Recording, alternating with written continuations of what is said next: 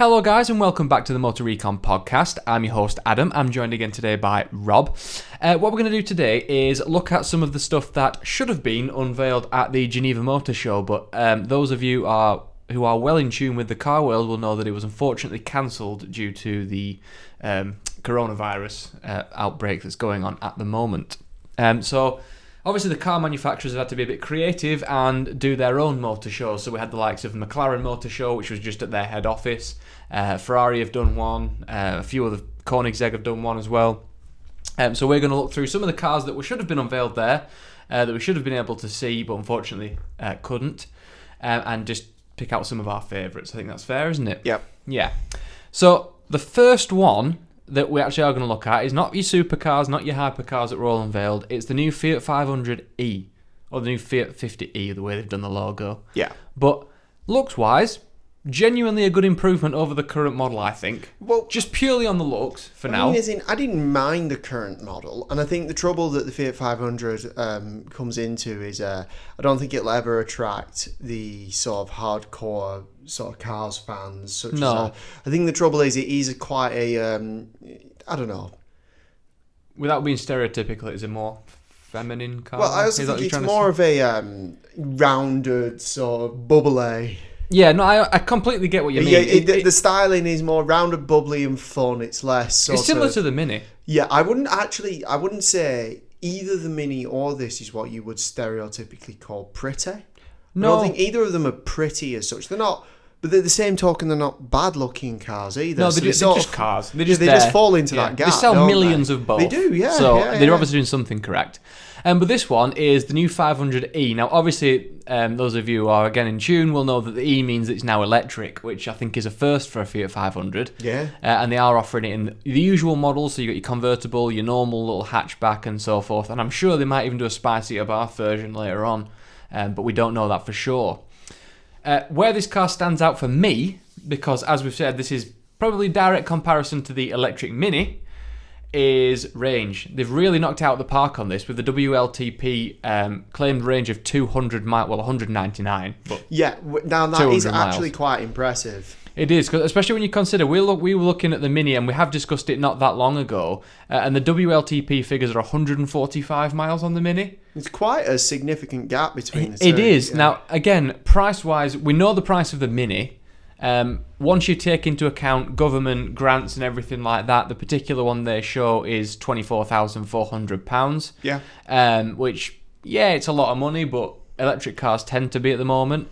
But we don't really have many prices for the Fiat of what it will be in the UK. However, they have said that the convertible La Prima version, which I'm guessing is the top end one, will be in Italy €37,900, which in today's climate is about 35 grand, maybe just less. Yeah. So it's a lot if that is the price. No, it is a huge amount of money, really. If the standard one comes in at north of £30,000, if it makes its way over to the UK, that is a significant change. Yeah, I'm guessing that one is the absolute, bell of the ball, everything on it. Especially when you consider as well, compared to the Mini, I would say that the 500 is less practical as well. I don't think it is, because we have experiences. The Fiat 500 I could fit in the back comfortably. I didn't in the back of the normal Mini. I do in the Clubman. Yeah, of course. And whatnot, but I don't in the normal Mini. And in the normal Mini, I really struggle as well. And if the floor's raised up with batteries as well, I suppose you won't get any of that under thigh support, will you? No. However, one thing we did notice about the Mini as well, though, is we didn't realise there's like an 8-year battery warranty on the electric Mini. Yeah, I didn't realise that either, which is a key thing for us. Well, it's like for us two in particular, because we're not the sort of customers that go out and buy brand new cars. That's just not something that really interests us. I've only done it once, and I don't think I'll ever do it again. It's one of those it's just for whatever reason that's just not the thing that we tend to do.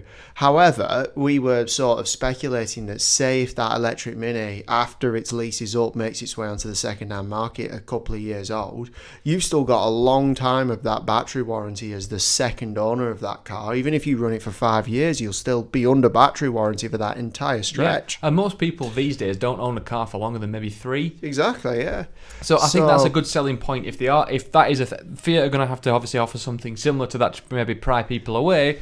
But then again, people in this sort of market might just think, well, I'm only going to own the car for 2 years anyway. I'm just going to buy it. Yeah, I just thought, obviously, I don't know what the battery warranties are for other manufacturers, but I'm guessing this is something that they're offering as a bit of a reassurance, aren't they? Yeah, Renault did one where, well, it was a bit daft. You bought the car and it was a bit discounted, and then you paid a monthly fee like you would with a phone bill and rented the batteries. Oh, so if anything went wrong, you just got a new You just swapped battery, it out, yeah. Which, okay, well, you can see the logic. I can see the logic in yeah. that, but it was quite a lot. It was like £50 a month. You see, that's where it falls over. And if nothing goes wrong, you're just literally spending £50 a month. And that also, for a lot of people, negates one of the upsides of owning an electric vehicle, which is it's less to fuel. Yeah. And if you're already £50 a month out of pocket on battery hire, whereas for a petrol car, obviously there's none of that. Yeah.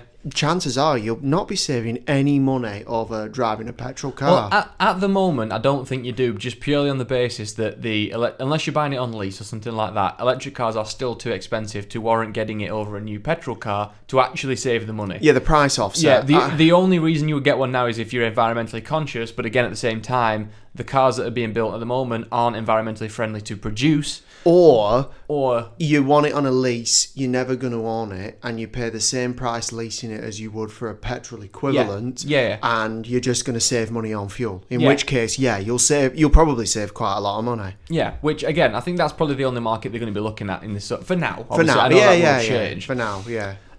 But the new Fiat 500e, very interesting car. We're both quite interested in the electric market at the moment, seeing what's going on. So that was actually nice for them to see something a bit different. Yeah, I'm looking forward to see what it'll do. Yeah, see what it'll do. The next one, complete stark contrast from what we've just been talking about. However, it is the new Aston Martin V12 Speedster. Now, I like this. I like it. I like it a lot. The trouble is, I don't really see the point. Oh no, it's completely irrelevant. It has absolutely no point. Yeah. This is just for people with a hell of a lot of money who are good Aston Martin customers, and they're just getting offered this and said, "Do you want it?" And someone's just said, "Yeah, I've got too much money. I'm just going to buy it."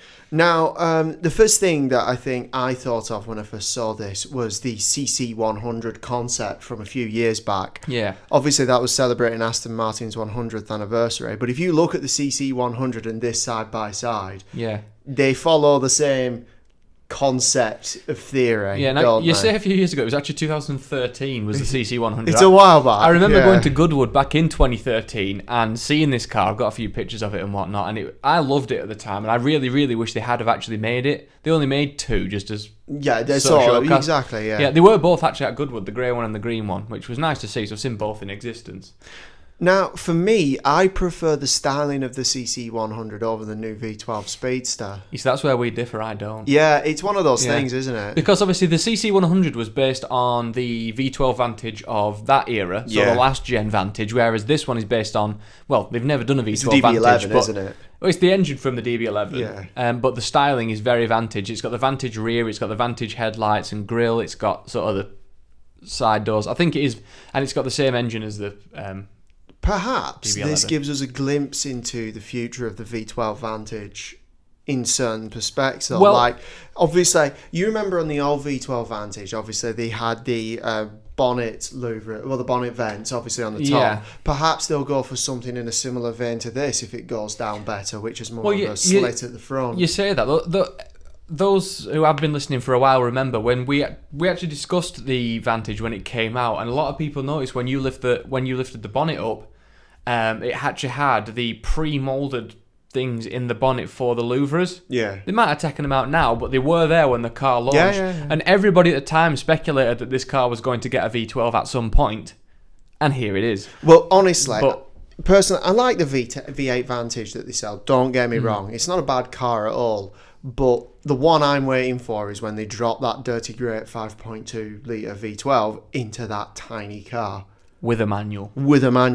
That's the one. And then once that's out, and so long as it's good, it might be, it might not be. It will be. If it's good, I think that's the Vantage to go for. Yeah, because that's the one that'll be worth an absolute bomb. Because the AMR Vantages at the moment, even the new one with the manual gearbox, are very, very good at holding their value. We've obviously, if you want to know more about some of the cars that have held the value quite well, which were manuals, you should listen to, I think it's last week's. Yeah. Yeah, so obviously we would, going off the back of that, we would obviously go for a manual.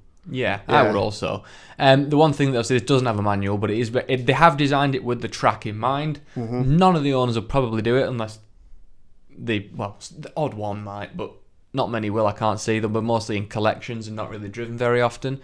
But they have got under the pillars behind the seats is 2 helmet storages, one for the passenger, one for the obviously driver, and it does look very good. It fits in nicely with the thing, and it just obviously then you can shut it down and it's aesthetically it looks brilliant. Yeah, very nice. The interior is very much Aston Martin. The screen is hidden, but you can take that central beam off. Yeah. So it's very much just Aston Martin through and through in many respects. Yeah, they've lifted some parts from the standard cars, haven't they? Yeah, they've made the doors a lot lighter. Like the doors are pure plain carbon fibre with like pull strings rather than handles and things like that. But they've designed it for the track in mind, so I understand that.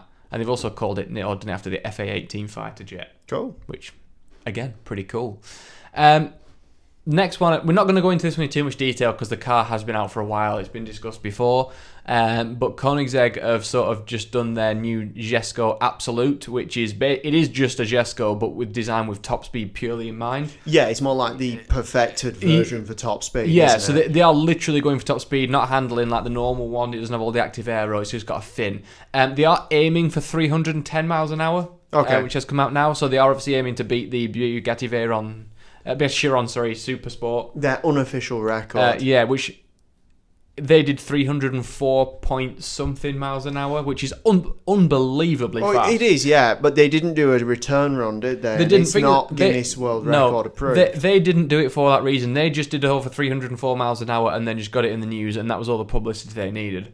They weren't bothered. They were just the first production car manufacturer to unofficially break that record. Yeah, I mean, they did do over 300 miles an hour. Yeah, there's no question that, but I suppose the only caveat that comes with that is that record will forever be caveated with the first car to unofficially break the 300 mile an hour. I understand why they did it. It got a lot of press. They said they weren't actually going out just to do that for the sake of it. It was going out to show that they could. It weren't just a record. And it's also just how they were introducing the new Super Sport model. Yeah. Which is fair enough. But the Jesko is going for 310, obviously just to beat the Bugatti, but they will do it as an official record, I have no doubt. Yeah. As they have a habit of doing that. Very good looking car, the Jesko, though, I will say. Yeah, I would say that as well. I actually prefer that than the normal Jesko. Whereas for me, the next one we're talking about, I actually prefer the looks of this, which is the Koenigsegg Gemera. Gemera. I can't pronounce it, but yeah. I think it's more classically styled. This is Koenigsegg's 4-seater.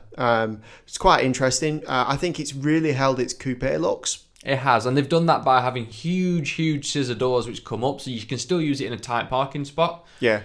And get people in and out, which is a very good idea. And it lines it in with the rest of the Koenigseggs, to be fair. Yeah, it's not lost any of that flamboyance, has it? The most impressive thing, and the thing I think people are most talking about this, though, is the powertrain.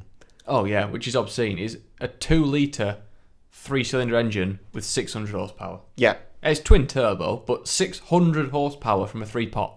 Yeah, and obviously that's mated to some electrical gubbins, obviously, that brings the total up to, what is it? 1,700 horsepower. Exactly. I don't even think that's the actual headline figure here, because it's got 2,580 pounds-feet of torque. It's mad. You'll set off and the earth will go the other way. As he said, it's 0 to 62 time is 1.9 seconds, and considering that this is a 4-seater, 4 usable seats, for any car, let alone a quote-unquote family car, that's absurd. Yeah. And as well, a top speed of up to 250 miles an hour. Well, they said that. Its ability to go up to 250 mile an hour in a record-matching pace. So it will really, really shift. Yeah, this is what Koenigsegg are good for. I mean, they're not the biggest company in the world. They're not like that, obviously. But they do push the boundaries of what is achievable. Yep. With such modest budgets as well, which I always find the best thing. Interior-wise, they've very much gone Tesla. Oh, yeah, for sure, yeah. I mean, it's a bit more carbon fibre. It's more premium than the Alcantara. Model 3, for example. I mean, it will work. It's not going to fall to bits like the Teslas tend to do at the moment, but it's got the big screen. It looks exactly the same as the one that's in the Tesla. Yeah. It's like a big iPad that's landscape mounted. There's no dials or anything like that behind the steering wheel. It's just a little screen with everything on it. Mm-hmm. I actually kind of prefer dials, I'm not going to lie. But well, I think it's more, obviously, there's weight saving, there's that's why things like that, yeah. And the wing mirrors, obviously, for aerodynamics are just cameras, so you have two little screens at the side of you. I don't know how used to that I'd be able to get. Probably exactly the same, isn't it? But just having a different field of view. Yeah. Me personally, I know you said you love the styling on it. I don't mind it, but personally, I don't think I would choose it. I think it looks really good in the back three quarters, so I think that's where the styling really, really holds up. Yeah, I also see this is not all of it, obviously, but I do see a hint of Vantage over the spoiler. I think it's got, as you say, it's weird because obviously it's got quite flamboyant sort of shapes to it, but also I think it's got, somehow it's also held like quite a classical sort of shape to it. I do respect them for building this. That bit there is straight off 918. Yeah. The exhaust sort of straight out the back. But I always have liked Koenigsegg's, and I've always respected them for what they're doing. I do like the fact they're pushing the boundaries. Yeah. Those of you who obviously will probably watch him is Mr. JWW, the big guy on YouTube. He has ordered one of these as his family car. Okay. Which is crazy to think about, that you can actually do that now with a Koenigsegg. Yeah, and not to mention that it'll do 0 to 62 in under 2 seconds. That's like, I believe that's even faster than F1 territory. That's like ludicrous, and you can bring the kids along for that. Yeah, I mean that is a recipe for car sickness if I've ever seen it. Yeah, it's like unbelievable. Although, to be fair, if you're accelerating at that speed, the vomit wouldn't come out. It would literally it'd be pinned in you. It's like, yeah. So I'm really, really looking forward to that. We provided Goodwood goes ahead this year, obviously with everything going on, it's a high possibility that might not happen. Yeah. But should it happen, they will tech that out. They always do, because they've not been able to unveil it to the public, and that's the next big thing. As you say, the Gemera will definitely be on my list of things I really want to see. Yeah. Now for me, the next one, which I'll probably be able to see this prior to Goodwood, because we do go to McLaren dealers fairly frequently, and they usually do get them in. But this is the McLaren 765 LT. Now, this is obviously the LT version of the 720. Yeah. The long tail version, for those who don't know what the LT stands for. This, for me, is the absolute pinnacle of perfection in a supercar. I like McLaren. I'm a big McLaren fan. This, for me, it's done it for me. If I could have one of them, I'd be completed it.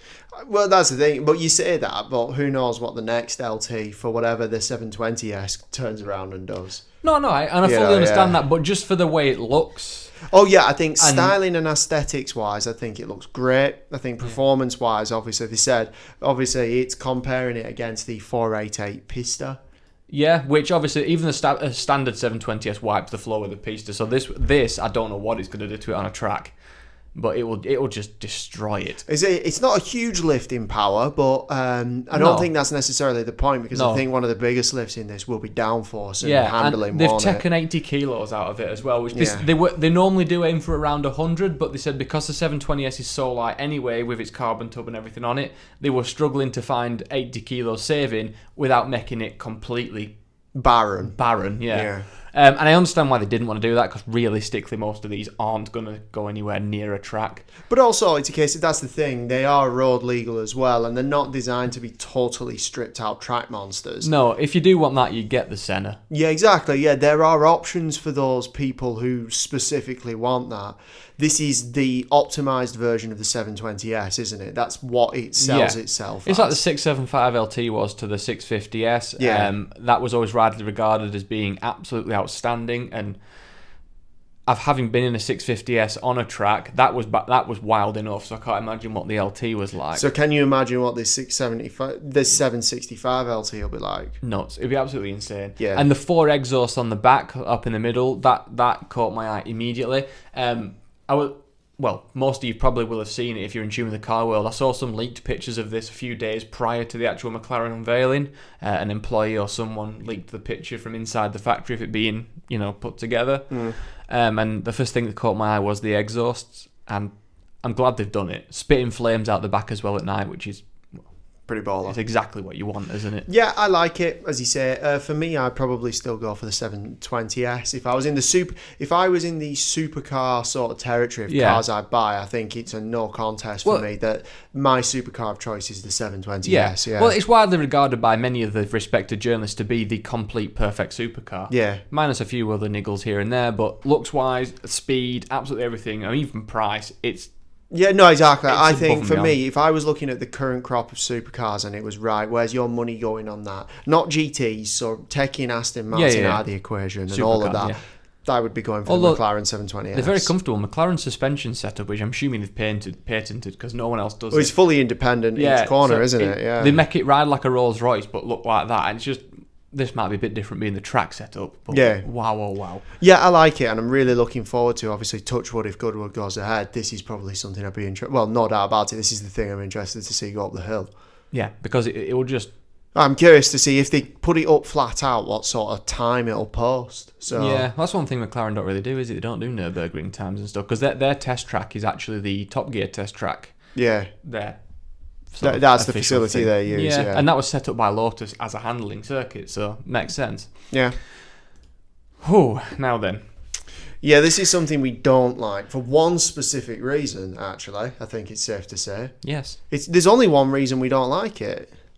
The grille. Yeah, the grille. Exactly. Yeah. So, this is the BMW i4 concept. Now, I understand it is a concept. The real one may not look like this. It will though, won't it? But going off the i3 and the i8 concept and every other BMW concept that usually comes out, the real car looks just like the concept. And if they do, I honestly hope it tanks and they don't sell a single one and they never do it again. Yeah, obviously this is the i4 concept. Obviously... It is the electric range is impressive because they're saying on the WLTP cycle it'll get just over 370 miles. Yeah, which isn't bad. That's very impressive. No one is going to complain about the stats. We both love the interior. It's futuristic in the right way, minimalist, and obviously if that could make it to production, we'd love that. We like the back of it. Yeah, I do actually like. I know you're because it's a quite simple design, but the back they've got the splitter. Yeah, I like one it. on each side. It's where the exhaust would normally be. As you said, I like it. I like the full glass roof that goes all the way back. We both even like the side profile. Yeah. The one thing we can't get past is that stupid grille. Yeah, it is ridiculous. It's ridiculous. It's just unnecessarily big. And it's the thing is, we've both obviously seen the 7 Series up close, and we've seen the X7s. We've been in them. We've had a play with them. Their grills are horrendous. For some reason, styling is going backwards at BMW. Look what happened to the 1 Series. It's because all the designers left and went to Kia. But it's like... Yeah, but I don't understand. If I was a car designer, I'm not, and I can't draw, so let's face it, I'm never going to be. But if I was a car designer and I drew something on a piece of paper and I stepped back from it and it looked like that, I'd be like...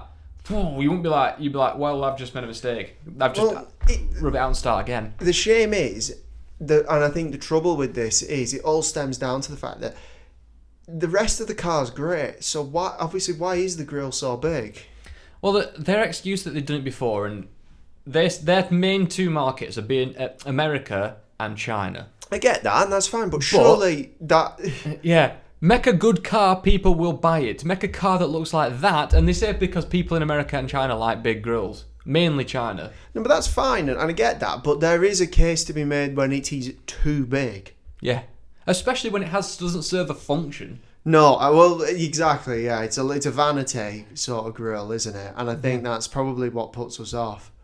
But yeah, I just don't like it. I like everything apart from that. I mean, BMW have gone absolute full Mercedes on the interior. Yeah. That is a Mercedes interior. I don't blame them from copying the screens. I like the screens, but...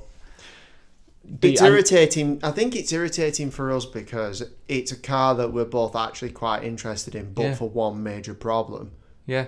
Even if you could spec a smaller grille. So still offer this for those markets that may be interested in it, but maybe offer other markets an alternative smaller grille. You said it isn't particularly functional. Well, it's not, because it's not cooling an engine. If it's not functional, but it'll be cooling batteries and things like that. Yeah, but that won't need anywhere. It won't need that. No, the point is though, but if you could offer an alternative even, Yeah. And if it does still need the cooling, you could have like intake vents down here like most of the supercars do and make that a bit smaller. And even put like a slight aggressive like little vent underneath the headlight. Whatever. I think there's a more sort of... I think there is a more aesthetically pleasing alternative to that. Yeah. So I think... Don't do it, BMW. Please don't make your concept look like the real thing. Which they do quite a lot. Yeah.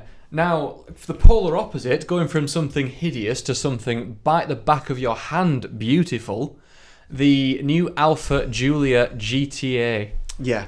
Whew. Yeah, I love it. I mean, there's no words to describe how good looking that car is to me. Oh, no, it's great, yeah. I love the wings, I love the aggressive body kits, I love everything about this car. This is one car that truly excites me. Well, it's one of those that we're both very keen to see at Goodwood as well. Yeah. Oh, yeah. Because they had that strange concept one there last year. I don't know if they ever made it, but it was like 3 colours, and looked good. But this with the proper body kit on it. I know you have said you do prefer the standard one. But it looks like you can spec it without the rear wing. You by can. The looks of it. So which you could do because it's still got the carbon arches and all the aggressive other stuff. Me. Yeah, that now works for me. That's it, yeah. So for me, having the more subtle rear wing spec on the back as opposed to the huge one would be my ideal spec. And yeah, then I love it. And that would suit me down to the core. I love the central twin exhaust, which is a new feature on this car. Yeah. The big splitter, the wide body. I think it's such an aggressive, but somehow still so pretty. It's hard to mix aggression and prettiness at the same time. Yeah, you're right, yeah. And they've absolutely nailed it. I can't see how it'll be a bad car because it's based on a car that's already brilliant. So it's just perfecting the recipe, isn't it? Yeah, this will be... I assume it'll be very, very restricted in numbers. I don't think there's any actual information about how many they are going to do or sort of prices, but...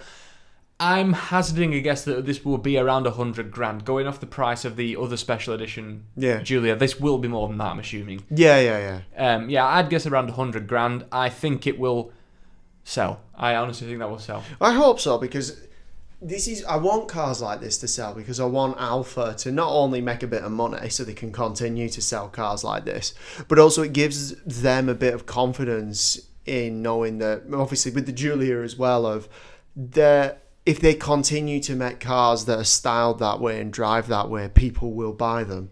Yeah. You know what I mean? I don't want the market to reject it, because then they'll go down the route of just making endless SUVs because that's what sells. Well, they've already done the Stelvio. Yeah, they've got the Stelvio to cover that market off, and that makes logical sense. But I don't want them to not sell any Giulias and be in a position of, well, what's the point in even making this to begin with? I know. So I hope it sells. Oh, look at the seats. It's got racing harnesses on the seats as well, and it's... I can't even get anything into words how much I like this car. Yeah, so I really hope it sells, and that's something, again, that we'll be really looking forward to at Goodwood. Absolutely, and again, it's just good to see the GTA name coming back. Yeah, absolutely. It's a classic name.